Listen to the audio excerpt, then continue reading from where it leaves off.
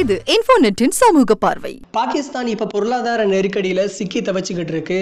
அந்த நாட்டை பொருளாதாரத்திலிருந்து மீட்பதற்கான புதிய நடவடிக்கைகளை அந்த நாட்டுடைய புதிய பிரதமர் இம்ரான்கான் மேற்கொண்டு வர்றாரு.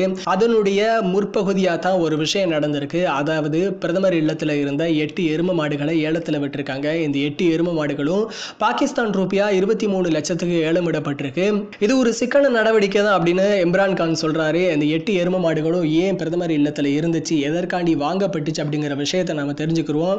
இதற்கு முன்னாடி பிரதமராக இருந்த நவாஸ் ஷெரீப் அதிகமா பால் குடிக்கக்கூடியவரா, அவருக்காண்டி தான் இந்த எரும மாடுகள் பிரதமர் இல்லத்துல பராமரிக்கப்பட்டு வந்துச்சாம். சோ இப்ப பொருளாதார நெருக்கடியில பாகிஸ்தான் இருக்கிறதுனால சின்ன சின்ன சிக்கன நடவடிக்கைகளை இம்ரான்கான் மேற்கொண்டு வர்றாரு. மேலும் இது போன்ற சமூக நிகழ்வுகளை தெரிந்து கொள்ள லைக் பண்ணுங்க, கமெண்ட் பண்ணுங்க, ஷேர் பண்ணுங்க.